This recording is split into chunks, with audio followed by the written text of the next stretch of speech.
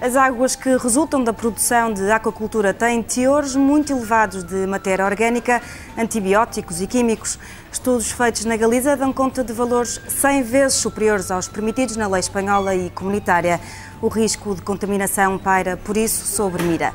As águas usadas na produção de peixes em cativeiro devem ser extremamente limpas. É por isso que as empresas de aquacultura escolhem locais bem preservados. Esse é um dos motivos para escolher Mira ou os Cabos da Costa Galega. O problema é que a qualidade da água se altera profundamente depois de passar pelos tanques de produção e, quando é evacuada, transporta compostos orgânicos, químicos e antibióticos. E se não receberem tratamento adequado, todos estes efluentes contaminados serão lançados no mar.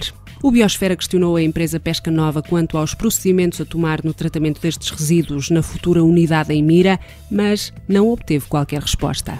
No entanto, fontes conhecedoras do projeto revelaram ao Biosfera que a Pesca Nova pretende construir um isotor, ou seja, um tubo que descarrega os efluentes a cerca de 3 km da costa. Segundo o estudo de impacto ambiental, tratam-se de efluentes domésticos, descarga de água salgada e resíduos derivados da operação da unidade.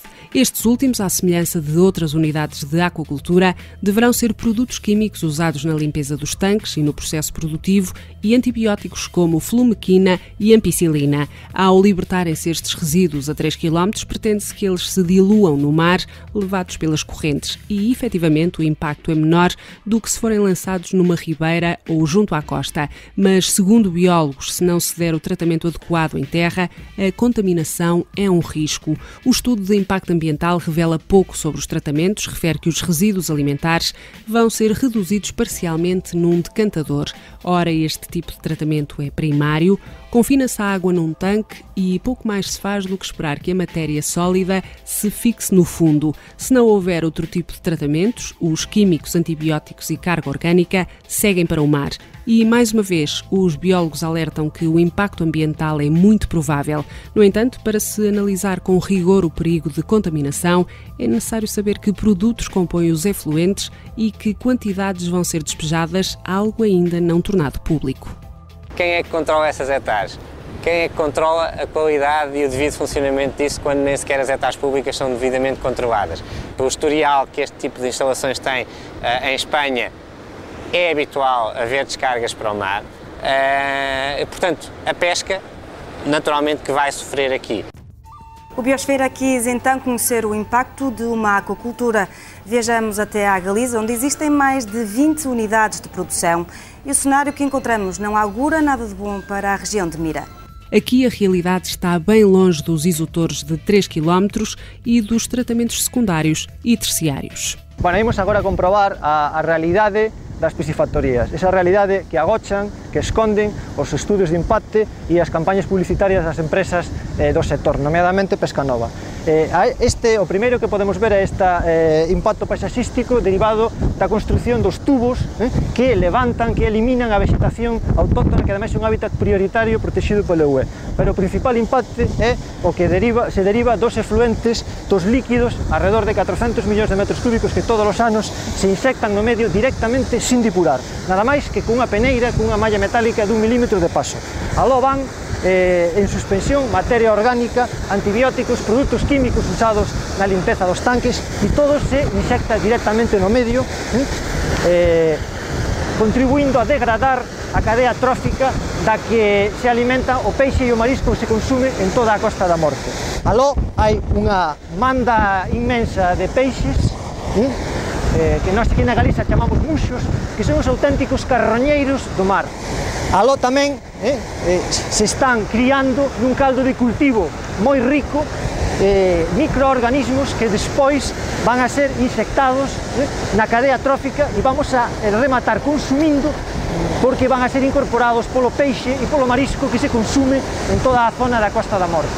Há poucos meses soubemos, mediante unha solicitude de información ambiental, que das piscifactorías, das plantas de acuacultura galegas, prácticamente ningunha ten o permiso de vertido. O permiso de vertido é necesario para saber que tipo de contaminantes se emiten en que cantidade, non? Sin este permiso de vertido, simplemente o que se fai é esta empresa paga un canon á Xunta de Galiza para decir que está pagando algo a cambio de contaminar, non? Pero dende logo non temos datos e así o falamos co organismo autónomo Augas de Galiza, que é o responsável de coñecer a calidade das aguas, e non se fan análises. Non há análises que digan por parte da administración se aquí se botan contaminantes. A ADEGA, uma associação ambiental galega, levou a cabo análises às águas residuais de uma piscicultura. As amostras foram analisadas quer pela Universidade de Santiago de Compostela, quer pela Universidade da Corunha, e os resultados são alarmantes. A quantidade de matéria orgânica era de 8.635 mg por litro, o limite por lei é de 125 mg por litro. Quanto aos sólidos em suspensão, que são restos de alimentos e fezes dos animais, registou-se um valor superior em mais de 100 vezes ao permitido pelo Decreto Real 509/1996. Os compostos nitrogenados que indicam o risco de eutrofização superam 27 vezes o máximo permitido pela lei. Ningún proxecto, ningunha planta que este en funcionamento, ningunha planta que se ten proposto para construir en Galiza vai contar con unha estación depuradora das augas do proceso productivo. Si, en algúns casos, se van a depurar as augas fecais, pero dos operarios e dos propios usuarios da planta. Nós temos noticias de que mediante traballadores das plantas nos comentan que as iniciativas de botar antibióticos cando os peixes están enfermos, na realidade non sucede iso. Na realidade os peixes non se vacinan con xeringa. Na realidade se lle bota antibiótico no pienso e eso se lle bota de forma habitual.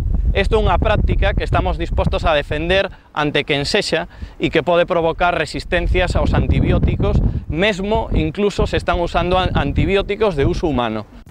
O Governo desanexou 200 hectares de rede Natura para o projeto de interesse nacional da Pesca Nova em Mira. A dimensão da unidade fabril pensada para o local irá transformar para sempre a paisagem da região. O Biosfera foi até Mira no dia 18 de maio e deu conta de alguns trabalhos no terreno em plena zona protegida. Estes postes aparentemente serão já para abastecer a instalação, foram instalados há muito pouco tempo, o que nos surpreende muito porque não há ainda autorização para avançar. O estudo de impacto ambiental ainda nem sequer é público, portanto ainda não se passou a fase de consulta pública.